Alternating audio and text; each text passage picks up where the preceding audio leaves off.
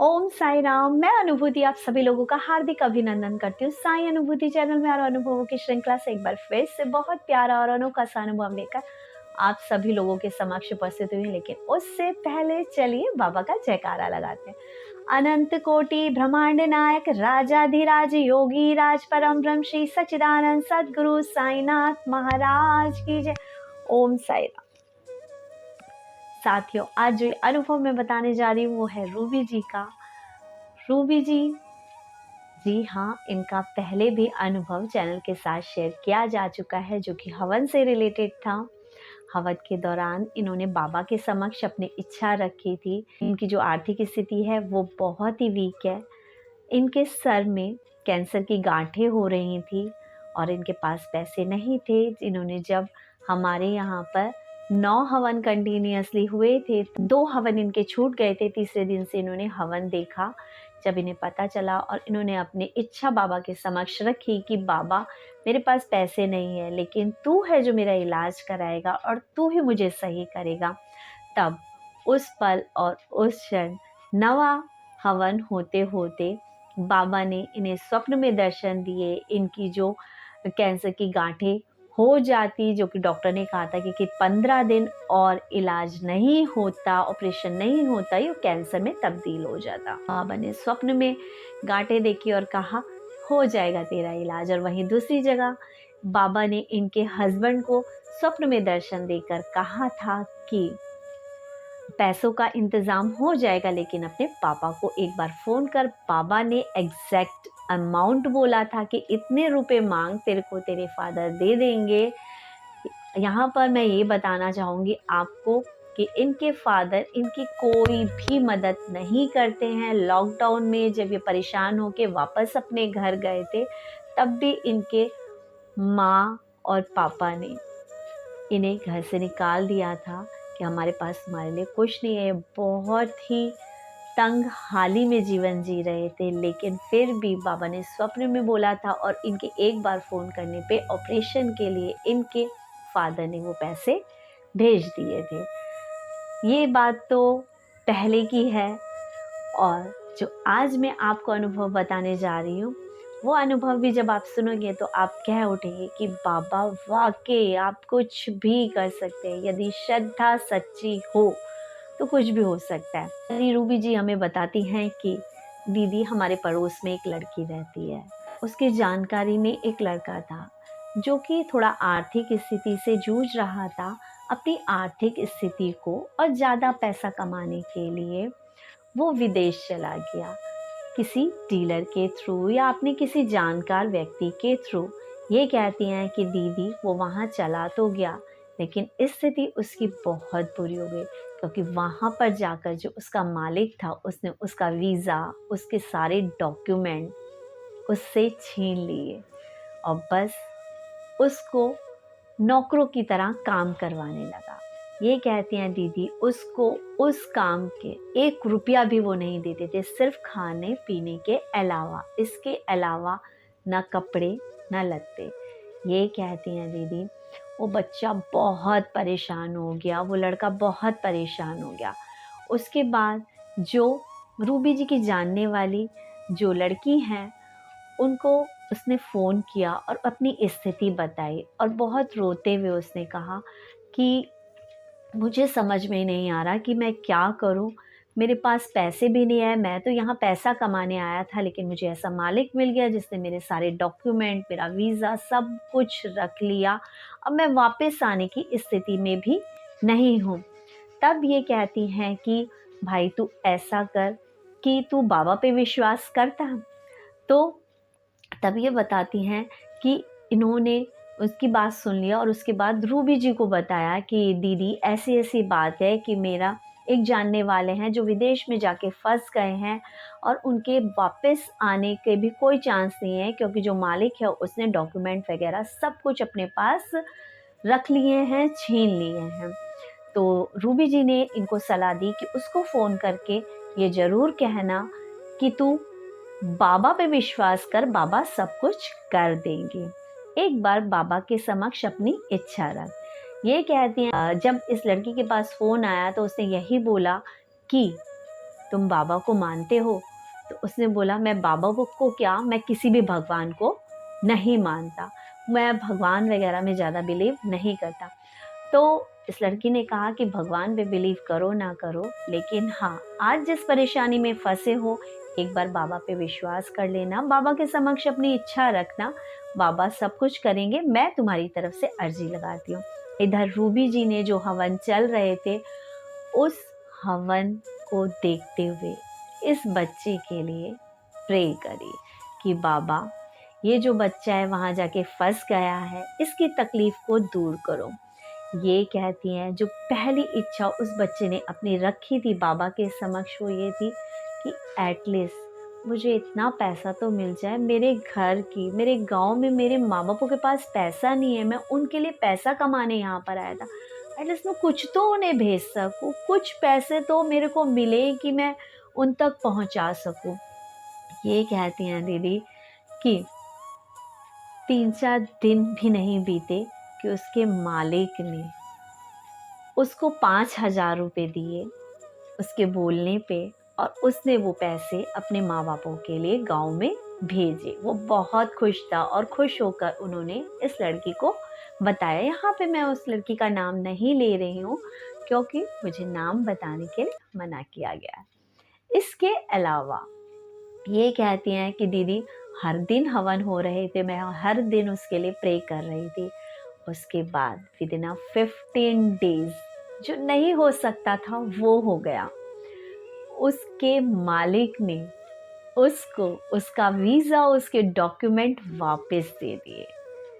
ये कहती हैं कि दीदी वो इतना खुश है, और आज बाबा के प्रति उसके मन में कितनी श्रद्धा है ये मैं एक्सप्लेन नहीं कर सकती। बाबा ने उसका वो काम बना दिया। बाबा ने एक तरह से उसे वो जो जेल में, वो जो एक बंधन में एक जगह वो फंस गया था जहाँ से निकलने की उम्मीद नहीं थी, बाबा ने वहाँ से उसको निकाल दिया।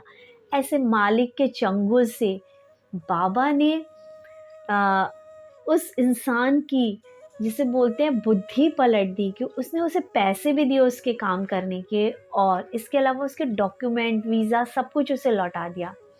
अब वो बच्चा कह रहा है कि मैं वापस आऊँगा इंडिया और मैं वहीं काम करूँगा, क्योंकि मुझे नहीं लगता कि यहाँ पर रहकर कुछ भी हो पाएगा। अपने परिवार के साथ रहकर मैं आगे बढ़ूँगा। या मैं आप सभी लोगों से, जो भी इस को देख रहे हैं, आप सभी लोगों से यही विनती करूँगी कि जो भी इस वक्त इस वीडियो को देख रहा है, उस बच्चे के लिए जिसका नाम राहुल है, प्रे करें कि साईं इस बच्चे ने जिस अच्छी सोच से अपने माँ बापों की आर्थिक स्थिति अच्छी करने के लिए, गरीबी के दिन दूर करने के लिए बाहर गया था, बाबा उसे अच्छा काम मिले, अच्छा मालिक मिले, अच्छे पैसे मिले, ताकि उसकी गरीबी के दिन दूर हो जाए। आपने जहाँ इतना साथ दिया है उसको इतना साथ और देना कि भगवान उसके घर में अन्न धन धान्य के भंडारे भर दे, उसके घर में कभी किसी चीज़ की कमी ना हो। हर एक इंसान एक बार, एक क्षण को रुक कर साईं नाथ से ये प्रे जरूर करना कि बाबा उस बच्चे की रक्षा करना, उस बच्चे का साथ देना, उस बच्चे के काम बनवा देना। इसी के साथ बस इतना कहना चाहूँगी कि रूबी जी, शुक्रिया मैं आपका भी करती हूँ कि हर इंसान के अंदर इतनी ताकत नहीं होती कि अपनी समस्याओं को साइड में रखकर दूसरे के बारे में सोचे, दूसरे के लिए प्रे करें। यहाँ लोगों के पास अपने लिए हवन देखने का टाइम नहीं है। जब हम कहते हैं कि आप हवन देखो, हवन के समक्ष अपनी इच्छा रखो, जो उपाय यदि उस वक्त भैया बोलें आप उसको करो, आपकी जो प्रॉब्लम है वो सॉर्ट आउट हो जाएगी। लेकिन लोग क्या कहते हैं, हमारे पास टाइम नहीं है, हम देख नहीं सकते, आप तो बस हमें भैया से बात करा के उपाय बता दो। जहाँ लोग अपने लिए टाइम नहीं निकाल पा रहे, वहाँ रूबी जैसी एक डिवोटी किसी दूसरे, जिससे उनका डायरेक्टली कोई रिश्ता, कोई नाता नहीं, उसके लिए प्रे करती हैं, और बाबा इनकी वो प्रे सुनता है और उस बच्चे का वो काम बना जाता है। बाबा के दरबार में इनके एक अच्छे कर्म की हाजिरी लग जाती है। बस इतना ही कहना चाहूँगी, ज़िंदगी में हम अपने लिए तो सभी प्रे करते हैं कि बाबा मुझे ये दे देना, बाबा मुझे वो देना। लेकिन एक सच्चा इंसान वही है जो अपने लिए तो माँगे ही, लेकिन उसके दिल में दूसरों के प्रति भी उतना ही प्यार, उतना ही स्नेह और उतना ही दर्द हो उसकी तकलीफ़ को देख के, कि अपनी प्रॉब्लम से पहले दूसरे की प्रॉब्लम बड़ी लगे और बाबा से कहे कि बाबा उसकी प्रॉब्लम सॉर्ट आउट कर देना। यकीन मानिए, जिस दिन आप दूसरों की तकलीफ़ों को दूर करने के लिए बाबा से प्रे करने लगे ना, आपकी तकलीफ़ बाबा अपने आप ही दूर करते जाएँगे। ऐसा समय भी नहीं आएगा कि आपको बाबा से बोलने की ज़रूरत पड़े कि बाबा मेरा ये काम बना दो। इसके अलावा रूबी जी एक ऐसी लेडी हैं जो हमेशा दूसरों के लिए प्रार्थना करती हैं। बहुत आर्थिक स्थिति इनकी भी मजबूत नहीं है, लेकिन फिर भी अब जो मैं इनका एक और अनुभव बताऊंगी, वो भी जब आप सुनेंगे तो आप कहेंगे कि वाकई ऐसा भी हो सकता है। ये कहते हैं कि दीदी हमारे पड़ोस में एक लड़की, उसकी शादी हुई, वो ससुराल गई। ससुराल उसे बहुत अच्छा, बहुत स्ट्रॉन्ग इकोनॉमिकली मिला। ज़िंदगी के सफ़र में वो आगे बढ़ी और उसकी एक बेटी हुई। ये कहते हैं कि जब तक उसकी एक बेटी थी, उसका हस्बैंड उसकी बहुत केयर करता था, बहुत प्यार करता था, हर चीज़ से वो खुश थी। लेकिन समय आगे बढ़ा और उसकी एक बेटी और हो गई। जब उसकी दूसरी बेटी हुई, तब उसके पति का बर्ताव उसके प्रति बिल्कुल खराब हो गया। अब उसका हस्बैंड का जो कहना था वो चेंज हो गया। ये कहती है प्यार तो दूर की बात दीदी, वो ताने देने लगा, ये सिर्फ लड़कियां ही पैदा कर सकती है, लड़का जन्ना इसके बस की बात नहीं है। ये कहती है दीदी, दिन उसके जहन्नुम की तरह बना दिए।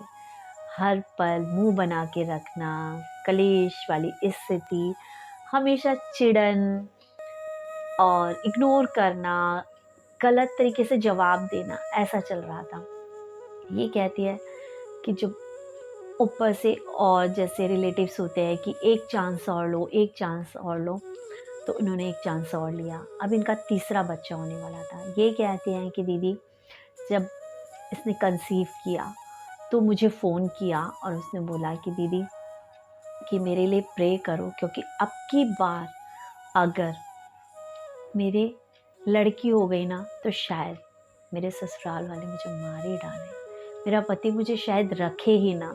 प्लीज़ बाबा से प्रे करना, मेरे बस में तो कुछ भी नहीं है, लेकिन बाबा सब कुछ कर सकते हैं। रूबी जी ने कहा कि देखो, लड़का हो या लड़की हो ये हमारे हाथ में नहीं है, लेकिन साईनाथ पे, मेरे बाबा पे विश्वास कर लेना। बाबा इस बार तुझे लड़का ही देंगे और साईं ही रखना तो उसका नाम। ये कहती है दीदी, दिन नज़दीक आया और दिन ऐसा नज़दीक आया कि जब डिलीवरी होने वाली थी, तो ये जो बच्ची है अपने मायके आ गई। मायके की स्थिति उस वक़्त इतनी अच्छी नहीं थी। ये कहती हैं दीदी कि बहुत, जिसे बोलेंगे, ऐसी कंडीशन थी इनके घर की कि एक तो तीसरी बार डिलीवरी होने वाली थी, ऊपर से पति ऐसा, जैसे ये डर हो कि लड़की ना हो जाए, तो आप समझ सकते हैं कि वो कुछ भी नहीं देते। पेरेंट्स की तरफ से स्थिति अच्छी ना हो और ससुराल वाले बिल्कुल उस समय पे मदद ना करें, तो आप समझ सकते हो वो क्या हाल हो सकता है। ऐसा ही कुछ था। ये कहती हैं इसी वजह से सरकारी हॉस्पिटल में उनकी मम्मी लेके गई। रूबी जी कहती हैं कि ये इधर हॉस्पिटल गई और इसने मुझे फ़ोन किया कि दीदी प्लीज़ प्रे करो बाबा से, आपकी बाबा सुनते हैं। ये कहती हैं दीदी मैंने उस दिन, वो मॉर्निंग में गई थी, दोपहर के वक्त मैंने बाबा के आगे एक दीपक जलाया और मैंने बाबा से कहा कि बाबा ये दीपक तब तक जलता रहेगा जब तक उसकी डिलीवरी अच्छे से नहीं हो जाती और तू उसे बेटा ही देगा बाबा। तेरी बेटी मांग रही है अपनी स्थिति सही करने के लिए, अपनी उस बच्ची की लाज रखना, मेरे शब्दों की लाज रखना बाबा, और उसके घर का कुल दीपक उसको दे दे। अब ये कहती हैं कि दीदी मैंने उस दीपक को बुझने नहीं दिया।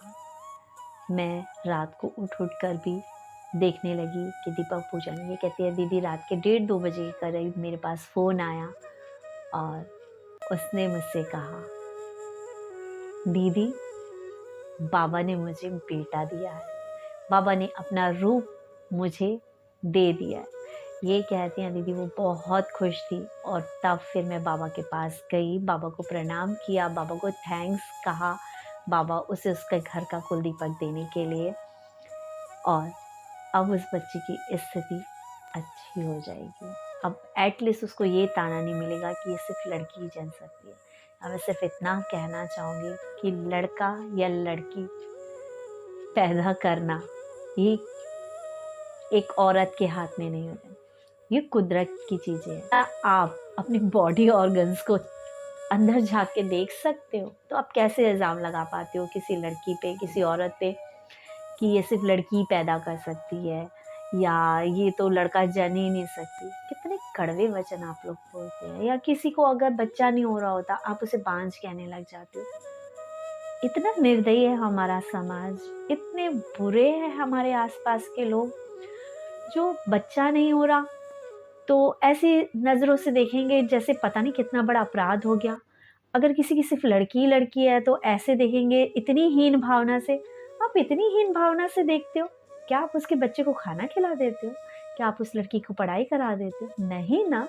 जब आप उसके घर के लिए कुछ कर ही नहीं रहे हो, उनकी बच्ची के लिए कुछ कर ही नहीं रहे हो, अच्छा नहीं कर सकते तो इतनी गंदी निगाहों से क्यों देखते हो? इतनी हीन भावना से क्यों देखते हो? आज की डेट में ना लड़का कम है ना लड़की कम है। चलिए ये बात तो कुछ और है, लेकिन सिर्फ इतना कहना चाहूँगी, रूबी जी आप जैसे लोग दुनिया में मिलना बहुत कम होता है जो इतने प्योर हार्ट से दूसरों के लिए मदद करते हैं। आप आज जिस भी आर्थिक स्थिति से गुजर रहे, मैं साईं से यही प्रार्थना करूँगी, जो आपका हक है, जो आपके हिस्से का है, बाबा आपकी थाली में परोस के आपको ऐसे ही दिलवाएंगे, क्योंकि आपके पास सब कुछ होते हुए भी किसी इंसान ने आपके उन सारी चीज़ों पे लॉक लगा रखा है। बाबा उस बंधन को, उस ताले को ज़रूर खोलेंगे और आपकी ज़िंदगी भी उतनी ही अच्छी होगी जितनी अच्छी ज़िंदगी देने के लिए आप दूसरों के लिए प्रार्थना करती हैं साईं से। इसी के साथ बस यही कहना चाहूँगी, हमारा जो बादशाहपुर दरबार है उसके हवन वाकई ही चमत्कारिक है। हमारे से डायरेक्ट इनडायरेक्ट रूप से जुड़े लोगों भी, जो हवन करवा रहा है वो भी और जो हवन देख रहे हैं वो भी, उनके भी काम बन जाए। कि आप इसी अनुभव के स्टार्टिंग में आपने सुना होगा, ये जो बच्चा बाहर फंस गया था उसका हमारे से डायरेक्टली दूर दूर तक कोई रिश्ता और नाता नहीं है, लेकिन सिर्फ नाता बना तो कैसे, उसने साईं पे विश्वास किया और बादशाहपुर दरबार के सेवक ने पूजा की। उस पूजा, उस हवन पे विश्वास करा रूबी जी ने और उनके उस फ्रेंड ने या उनके उस रिश्तेदार ने, और उसका काम बन गया। ऐसे ही अपने दोस्तों के लिए साईं से प्रे करते रहिए, अपने लिए प्रे करते रहिए, आपके काम जरूर बनेंगे। इसी के साथ ये अनुभव मैं यहीं समाप्त करती हूँ। थैंक्स अ लॉट रूबी जी, अपना इतना प्यारा अनुभव हमारे साथ शेयर करने के लिए। इसी के साथ आप सभी साईं डिवोटी से इतना ही कहना चाहूँगी कि जो भी बाबा से जुड़े हैं, बाबा ने हर पल हर क्षण कहीं ना कहीं, कभी ना कभी, किसी ना किसी रूप में आपको अपने होने का एहसास, अपनी अनुभूति कराई होगी। बाबा ने कभी ना कभी किसी ना किसी तरह से आपकी मदद कर ही होगी। तो उठाइए फ़ोन, लगाइए नंबर 9911036018, चैनल पे कॉल कीजिए और अपना वो प्यारा सा अनुभव हमारे साथ शेयर कीजिए। साईं की लीलाओं का गुणगान और साईं की लीलाओं का वर्णन करने में हमारा सहयोग दीजिए, क्योंकि साईं सचरित में भी लिखा है कि मेरा जो भक्त मेरी लीलाओं का गुणगान और वर्णन करता है वह से भव से पार लगा देता हूँ। बस मैं इतना कहना चाहूँगी कि साईं नाम के हीरे मोती मैं बिखराऊं गली गली, ले लो रे कोई साईं का प्यारा, शोर मचाओ गली गली। साईं नाम के हीरे मोती मैं बिखराऊं गली गली। ले लो रे कोई साईं का दुलारा, शोर मचाओ गली गली। चैनल को ज़्यादा से ज़्यादा शेयर करें, लाइक करें, सब्सक्राइब करें, और हो सकता है आपका कोई एक अनुभव जो आपने हमारे साथ शेयर किया हो और लोगों ने सुना हो, ना जाने किसकी तकदीर बदल सकता है। साईं की लीलाओं और साईं के गुणगान में हमारा साथ दीजिए। ओम साई राम, जय साई राम।